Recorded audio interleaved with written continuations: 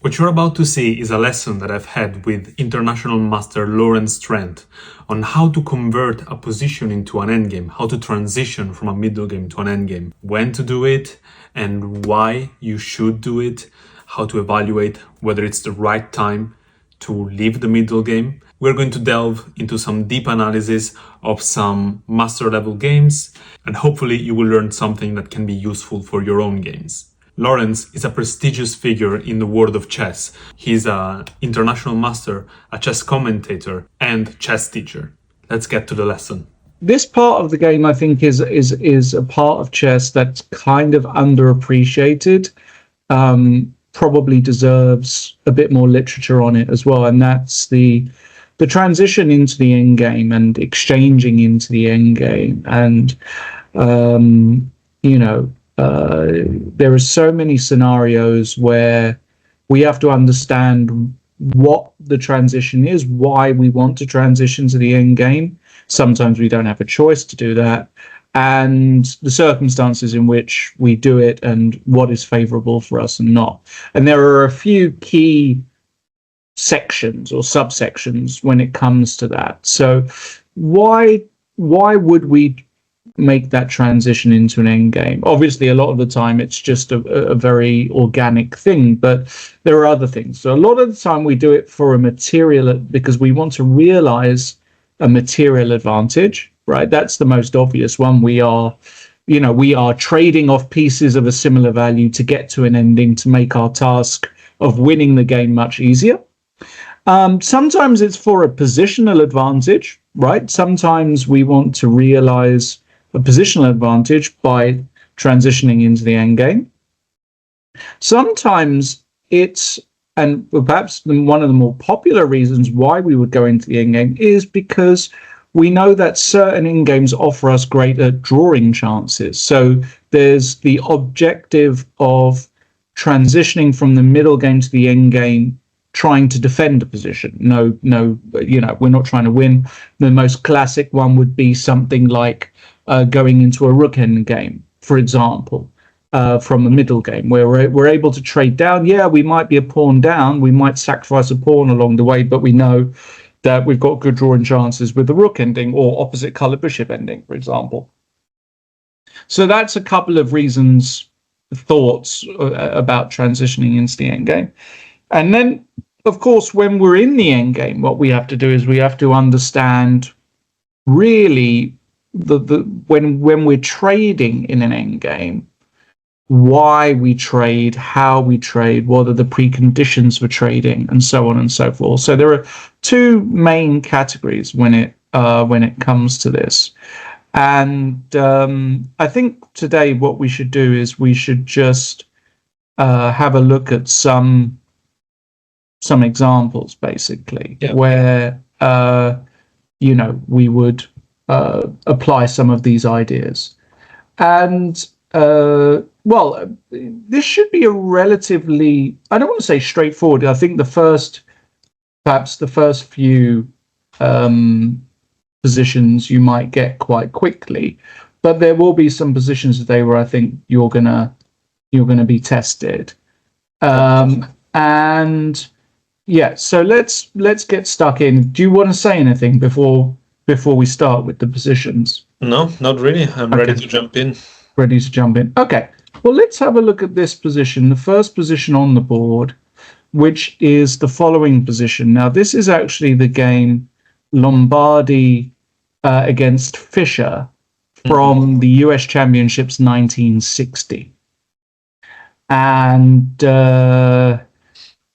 black is obviously an exchange up for a pawn, but the realization and the taking advantage of being that exchange up might not be so straightforward. So my question is, how would you proceed here with black, and why?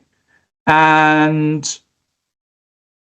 what is the kind of general plan? Now, I don't want you to rush into this, because I actually want you to go quite far, because I think the first stage is relatively self-evident, but you need to go deep.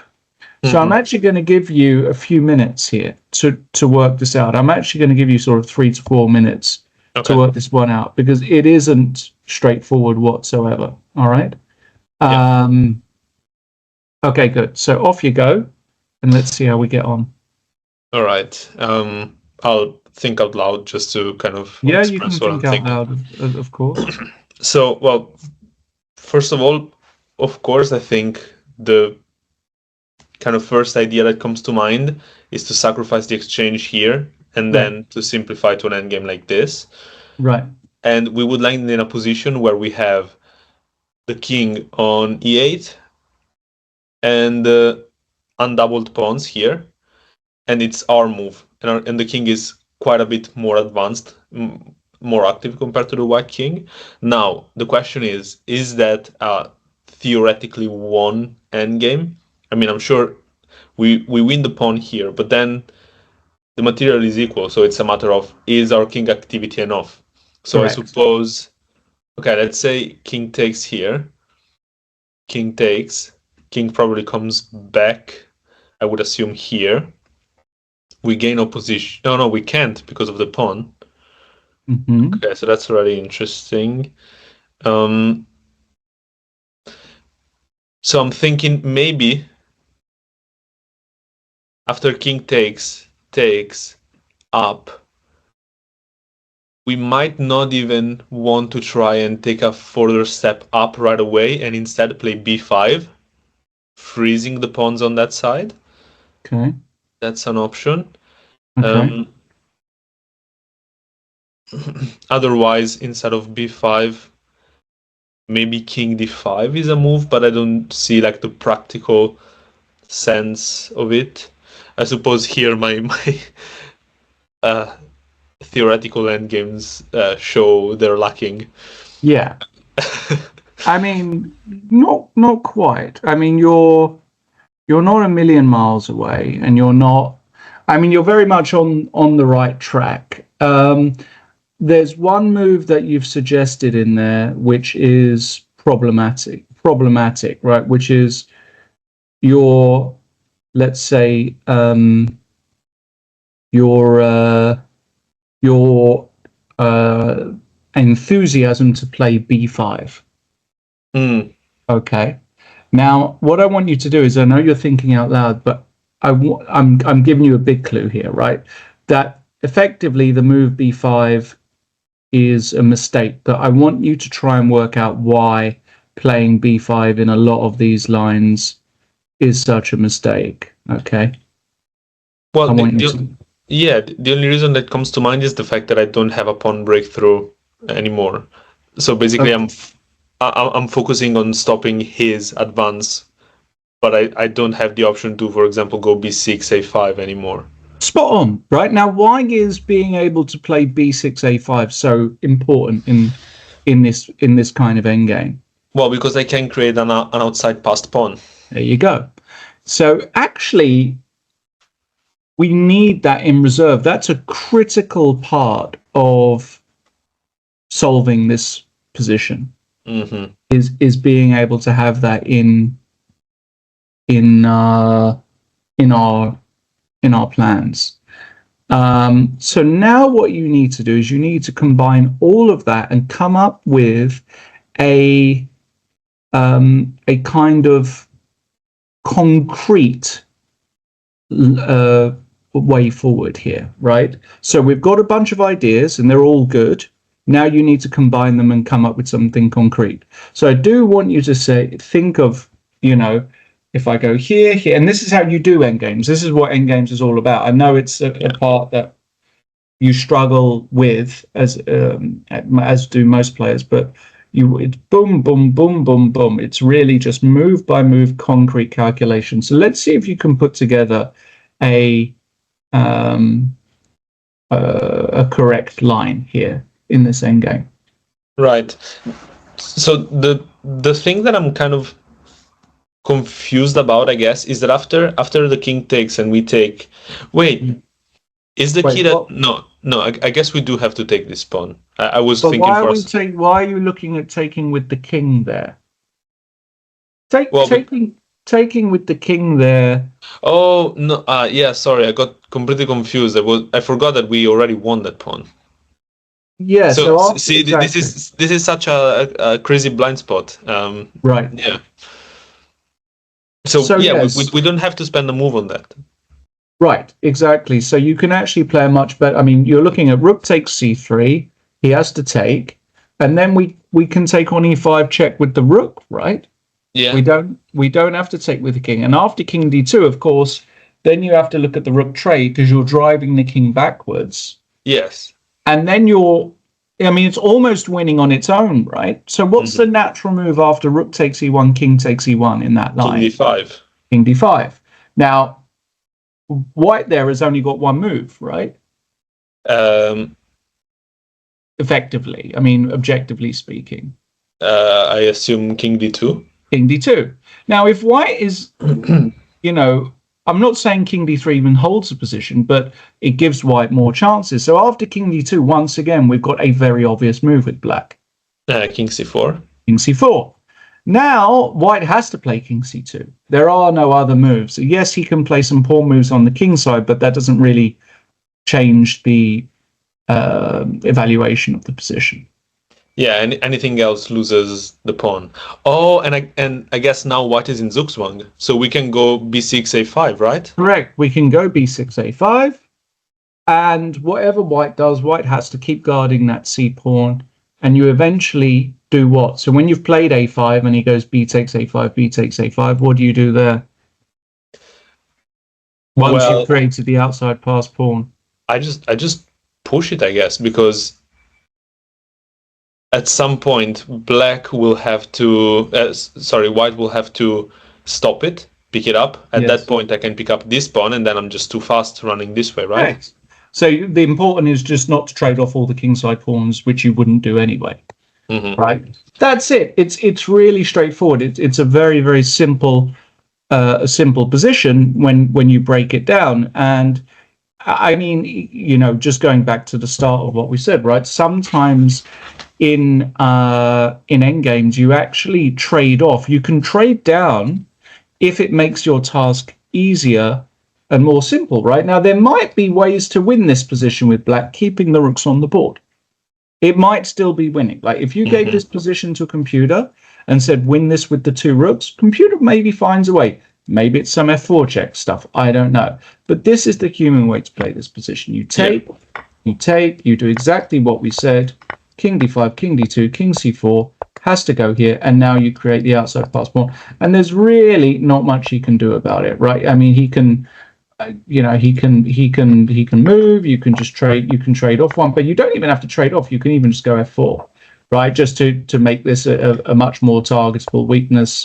Yeah, and it's going to eventually be something like this where you are way too fast and you collect the lot, right? Yeah. You just collect the lot. So I think that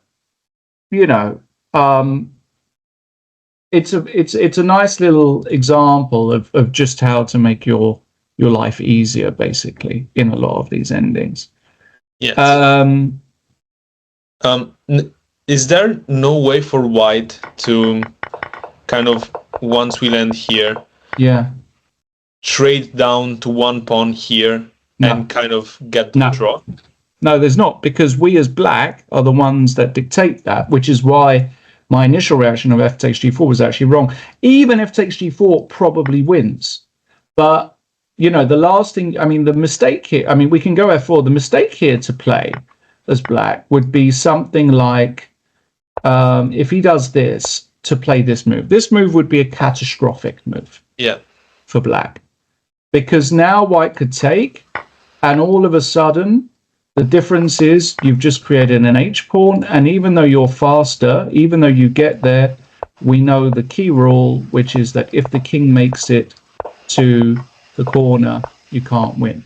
Now, there's no way that we would ever do that, of course. We want to keep the pawns on the board. Important thing about this, of course, is not to make that commitment with b5. b5 here, for example, right now, it might even still be winning, but you make your life much more difficult trying to win it. So you want to keep those options open. Okay, so good. So that's an example of swapping down to make life easier. Let's have a look at another example now. And this is a bit of a different flavor. So I'm just getting the position up on the board for you.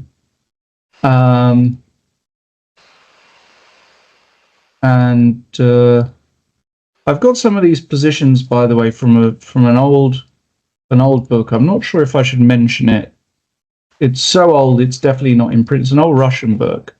Okay. I used to read a lot of the Russian literature when I was really into chess, playing chess. When I was going to tournaments in the back of my dad's car. This is, I'm talking about when I was very young. Yeah. I would often read the great, the great Shereshevsky, Dvoretsky, Mikhail Shishin, Yusupov, all of these guys. And this book, I can't remember the name off the top of my head. I've got some positions. I think this is why this book, there was a book where I'm getting these positions from, but if it's required for the video afterwards, we can put it as a thing, but I'm not sure it is, because they're just positions at the end of the day. Yeah, it should be fine, yeah. They're just chess positions. Okay, so we have this position here, and it's white to play. First and foremost, tell me, I believe this is a game of Aliekhin against Irva from London back in 1922 or something like this. So the question here is, how do you see this position, number one? And number two, how would you proceed? Okay. Well, this position, I see it as... So first of all, let's quickly check material. Yeah, material is equal. I guess black has bishop for a knight. But I would see it as a slight advantage for white, if not even possibly significant advantage for white, just because this knight here is very active. Ever trying to pushing it away would be very weakening. I see that this diagonal is very blunt, so I'm starting to think some kind of tactics with that, and it just seems white has a very natural, easy play, and it's harder for black to come up with any plan here. So that's kind of like superficial level evaluation of this. Well, I don't think it's superficial at all. I mean, again, I haven't set you anything too difficult. I think the next one I'm probably going to set you is pretty difficult. But yeah, it's absolutely clear that black is suffering, right, in this position for some of the reasons you mentioned. A horrible bishop on g7, pawn structure's horrible, king is weaker, white has got perfect structure, two knights which are able to hop around, and there's something in particular in this position which screams out at me, right? Which is the concept of domination, piece domination, and or what's a better way to put it? Positional domination as well. How can that domination materialize in a position like this, would you say? I'm looking for a way to kind of unravel my heavy pieces in a position like this. So the kind of move that I'm thinking about here is something like queen c2 to stay on this diagonal. Okay. Preparing to go to b3, but of course we cannot leave the knight hanging quite yet. Okay. So queen c2 followed by either rook a or rook f d1. And I guess we don't really want to move this knight away and trade the queens, because the queen is it has good opportunities for attacks, I think. So yeah, I suppose I would try to basically get my remaining pieces in the game and just something like queen c2, get a rook to the d file, and then after that, maybe even right away queen b3.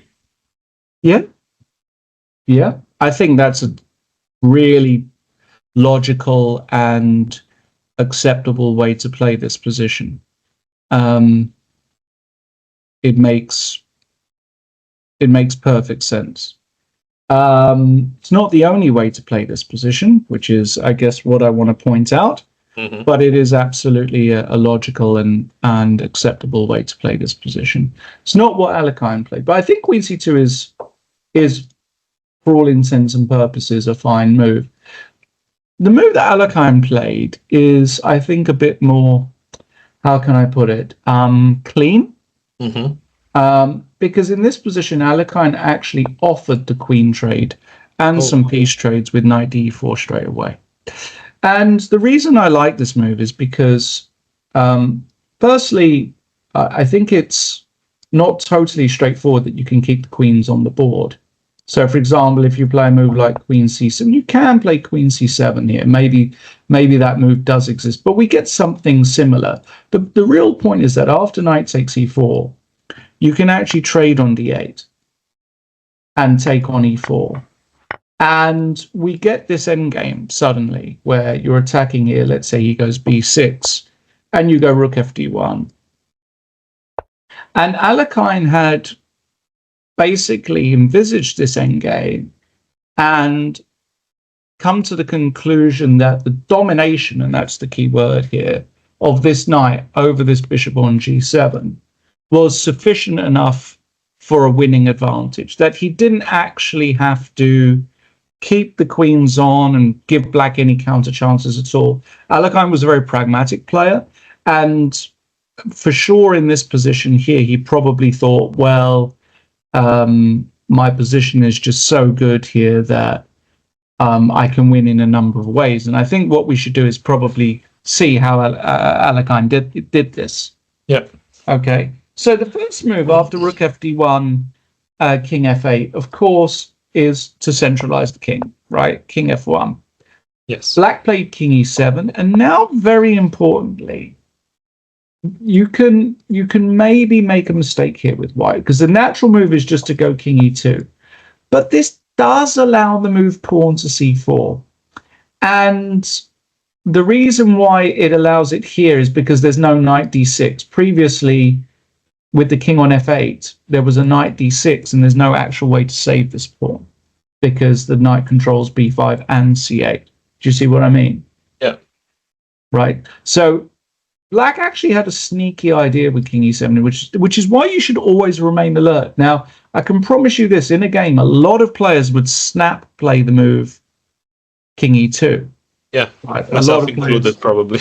Yeah, a lot of players would just play snap king e2 and you know, be happy, only to then see c4 on the board. Now, it is possible that even after the move c4, that white is doing well. It's possible. It is possible. But why give your opponent any chances at all? I think that's the key point. Mm-hmm. Which is why then Alekhine played the very precise move pawn to c4 himself. Just cuts it all out. Now, you might say, oh, but that opens the bishop's diagonal. That bishop is never getting into the game. What a key pawn this pawn on e3 is here, by the way. Very important pawn here on e3, preventing any rook d4s, rook f4s. There's no way for black to enter here whatsoever. There's just no way. So white has got a complete stranglehold over the position. Now, black played h6. Okay, the king came to e2. And there was a trade on d1, rook takes d1, rook takes d1. And now we reach a critical moment where black has to decide whether he wants to exchange another pair of rooks off the board. Now, this is going to be your first, let's say, your first exercise for this position, is that were black to offer a further trade of rooks in this position here,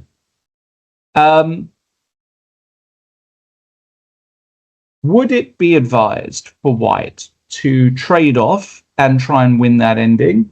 Or do you think white should keep the rooks on here and attempt to grind that ending. So what does your gut feeling say? So my gut feeling Yeah.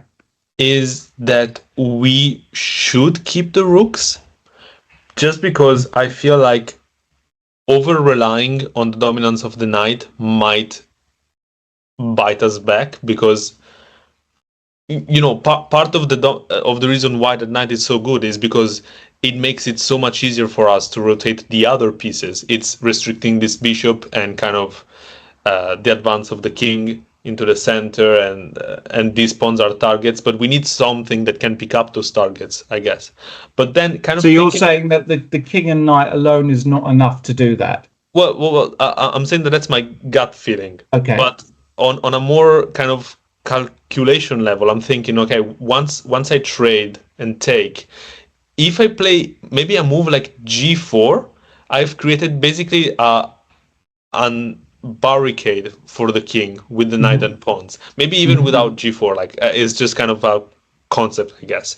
And then this bishop, as we said, it has no way back in the game, because even if he tries to rotate this way, it's blocked by his own pawns.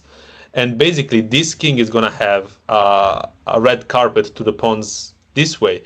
And whenever the king starts going this way and trying to help the pawns, then at that point, this knight is going to become the one trying to eat all of the rest of the pawns, or even helping this way. So maybe actually taking the rook, because of just how bad this bishop is, might be the right way to go. The truth is, I think probably both ways, white is better. In a game, if I have to make a split decision, I would keep the rooks, I guess.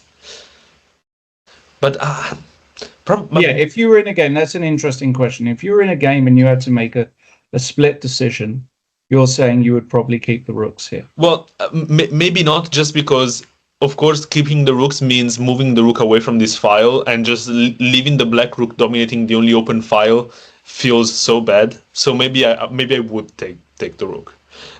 It's hard now that we've been talking about this position for a few minutes. It's hard to know what I would have done in those first like 5-10 seconds, right?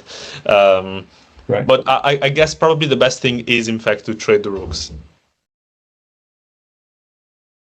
Yeah, so it's an interesting one. I think, if you were to give this position to pretty much sort of any top player, they would almost, I would say, immediately suggest rook takes d8 is the correct move.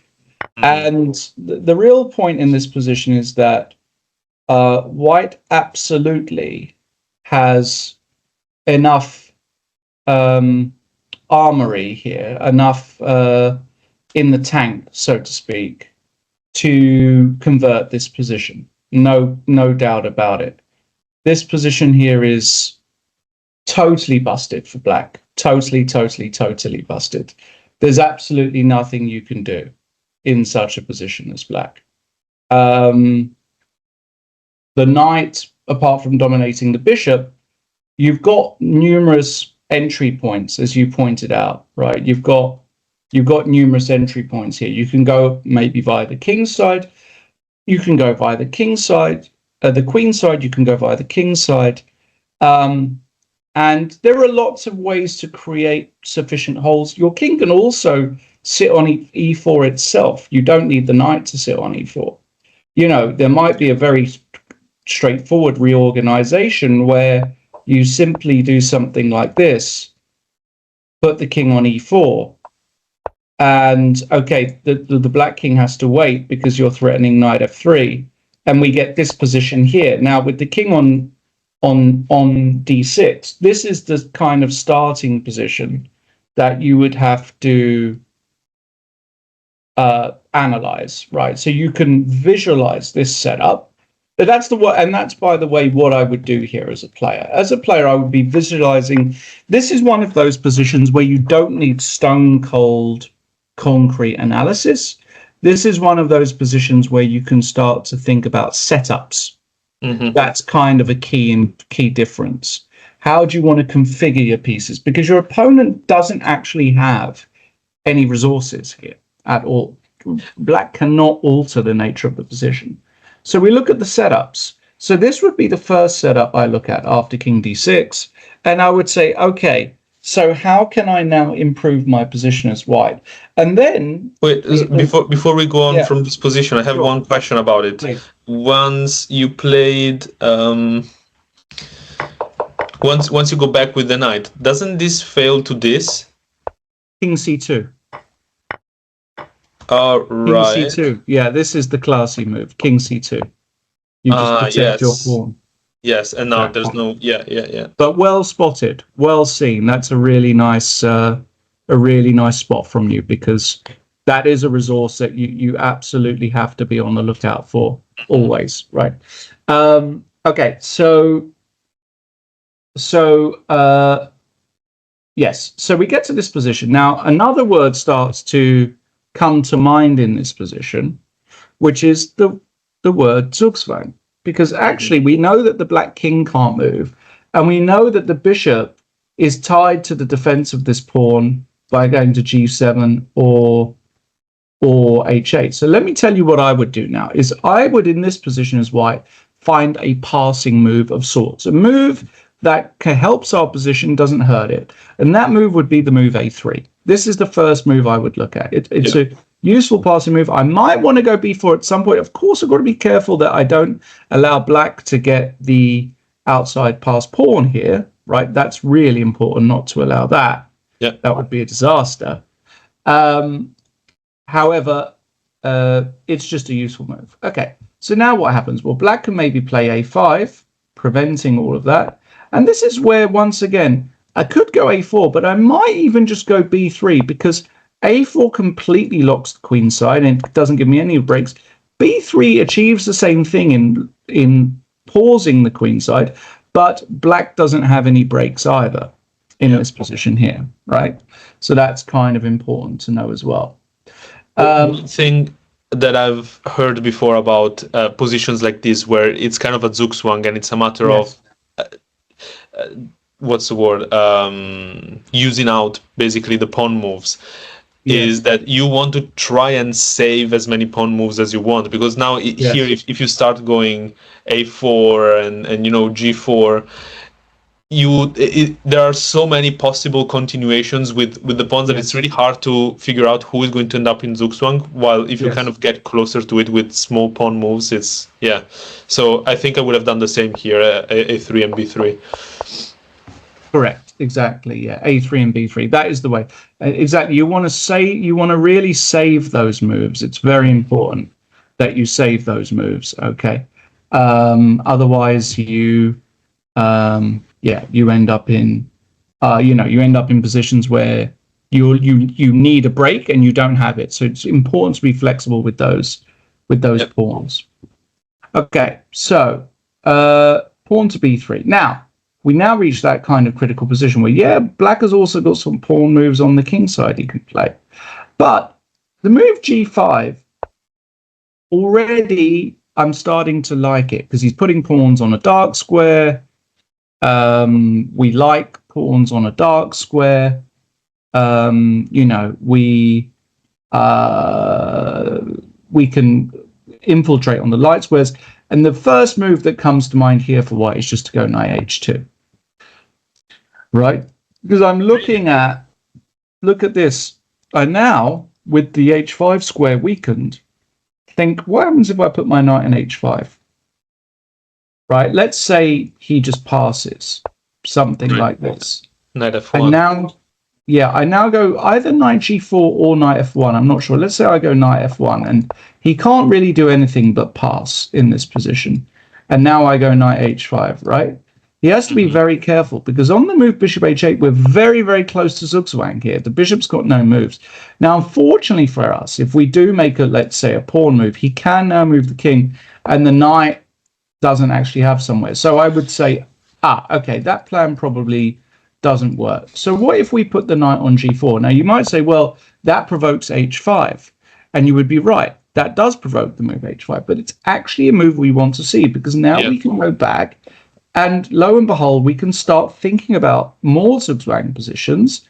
For example, if he goes bishop f6, after knight f3, we're very, very close to zugzwang here. He can't move the bishop and control both pawns. If he goes g4, we can take, go knight h2. And with every pawn move, he's just making himself weaker. Yeah, he can go g3, but we take it, put the knight back on f3, and we've got a protected passer, which, you know, should, in theory, be mildly decent.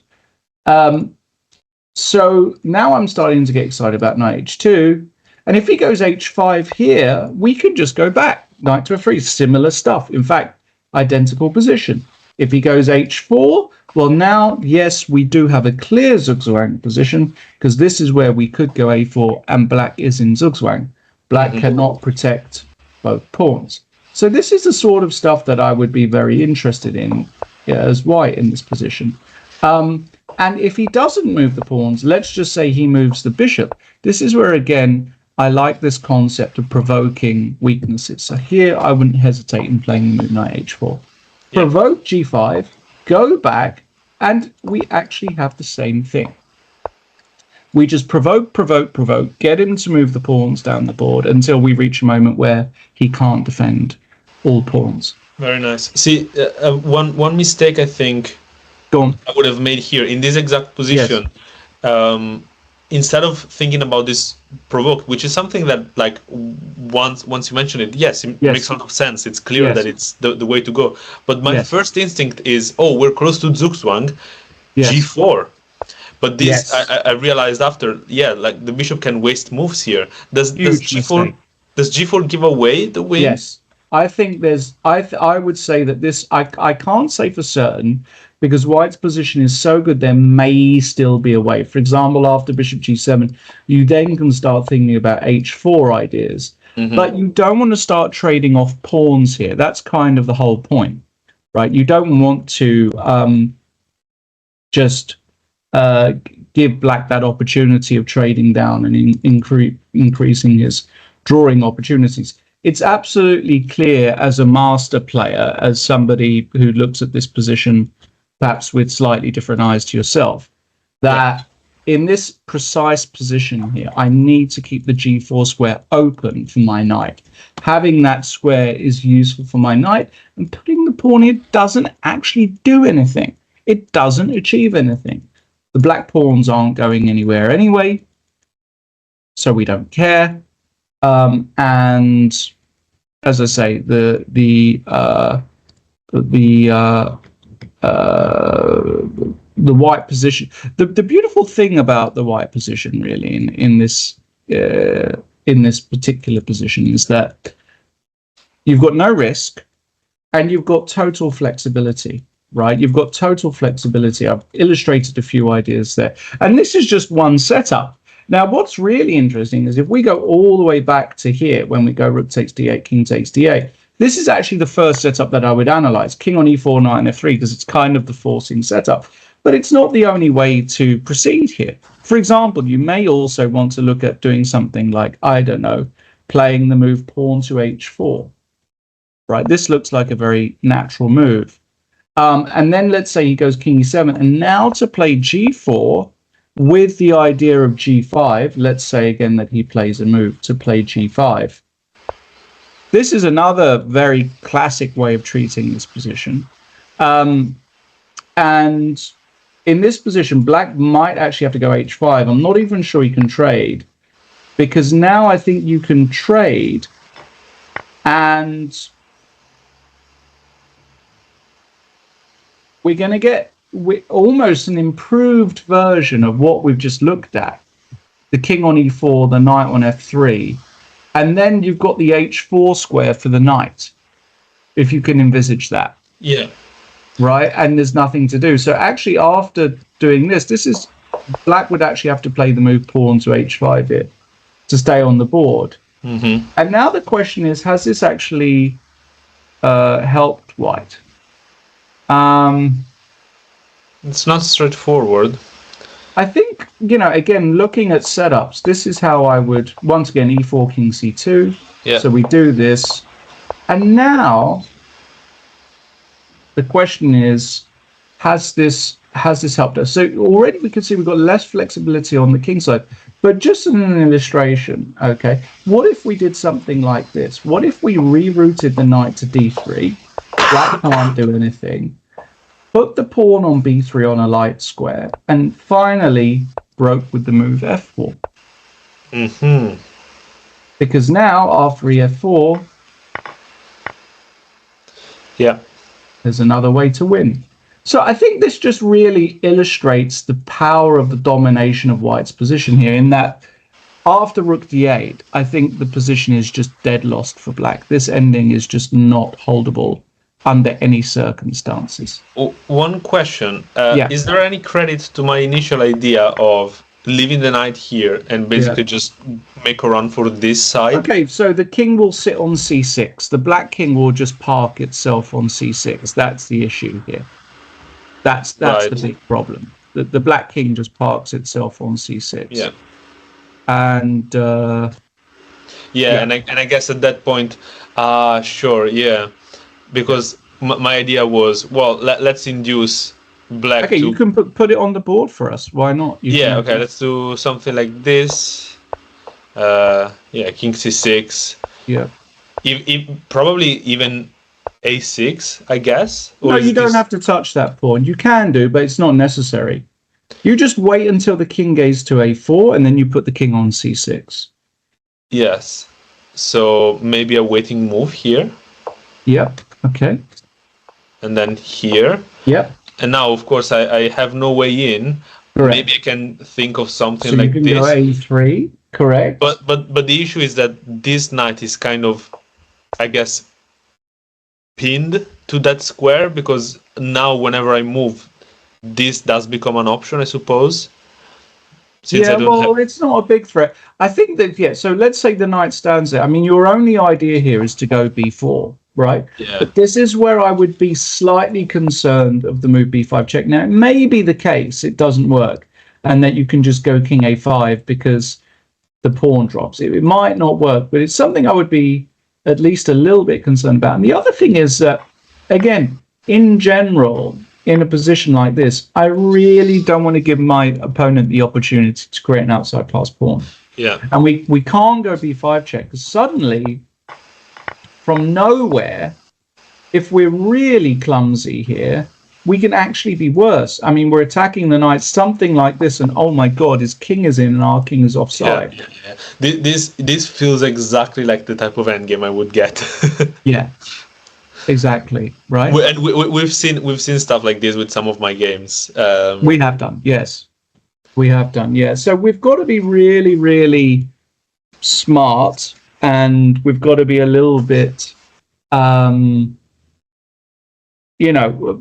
worst thing you can do here as White in this ending is lose, right? This is an ending that a top player, if he loses this ending, he doesn't sleep for a week as White. For a lot of top players, losing this position here would be totally unforgivable. Totally. Mm-hmm. Yeah.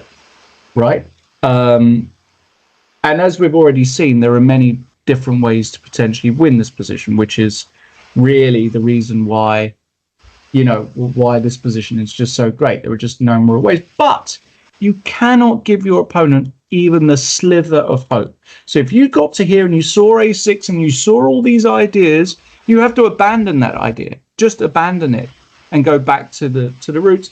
And by the way, finding this construction here with putting the king on e4 and knight f3, super logical, right? Because you're just targeting his biggest weakness, which is on e5.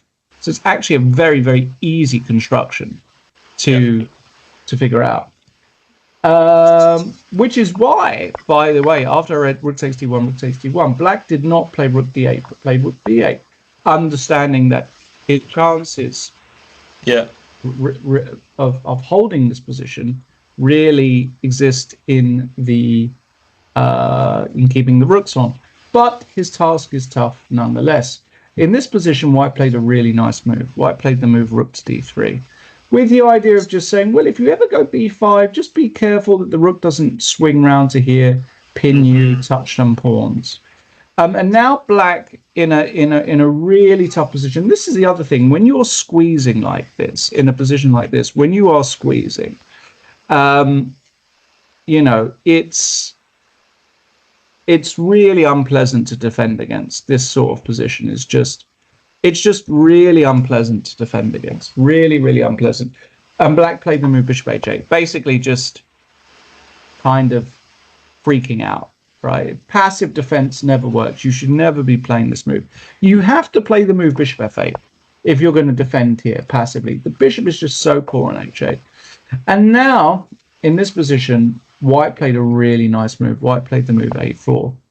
And the reason why this is a nice move is because white has got a plan in some positions of opening up a new front, and black cannot play the move a5 immediately on account of the move rook b3, and you can't actually prevent knight takes c5. The pin is winning. That's very nice. Yeah, exactly. So black played rook c8. White actually played rook b3. Another idea here to play this a5 move.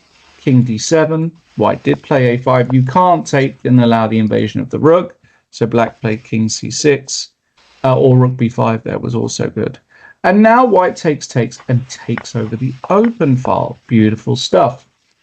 He now takes the 7th rank with rook a7 and rook c7. Now, in this position, you might say, well, why can't white trade on c7 and win? There's been one exchange of pawns. It's still winning. Very similar to what we're doing. You can do this and win. In the game, white actually preferred to keep the rook on the board, which I thought was an interesting decision. But he's basically saying that the combination of rook and knight here, and the fact that the rook has come behind, makes black's defense impossible. Passive, impossible defense here, basically. So h4, and then it went king c7, g4. White has got all the time in the world. King c6, king d3. There was a check, king c3, rook f7, b3. Small improvements. Getting the pawns on the light squares, king c7, king d3, rook d7 check, king e2, rook f7, and finally white now plays the move knight c3, transferring to b5. He first fixes a pawn on g6, lovely stuff, so the bishop can never move. Now this pawn is dead. He now gets the king in again, another check, puts the king on e4, slowly.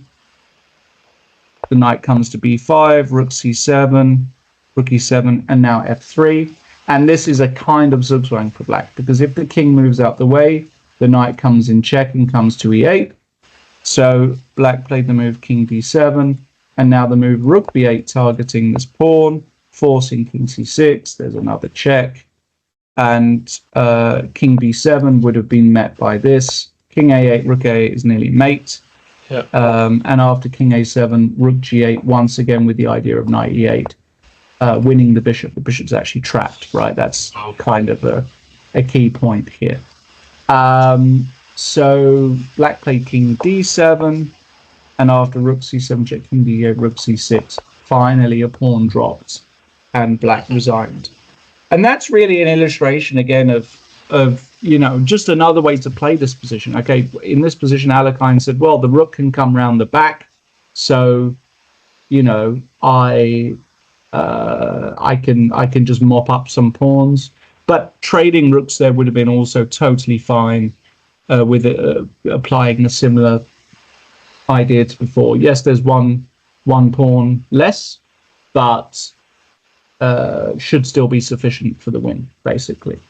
And that is a beautiful example of, if we go back to the start of the position, of the power of trading into positionally dominating endgames. Yeah, well, I forgot that we got that from here. Yeah, we got that all the way from back here, right? Which is incredible when you think about it, right? And a very, very nice example. Note how as well in the game continuation, the small improvements that Alekhine made, f3, b3, all of these little touches, he didn't rush ever. g4, g5, fix the pawn on g6. There was no temptation there to just try and win immediately. It was, let me get the maximum output of my pieces, And then I will be able to find a winning combination with the optimal setup for all of my pieces.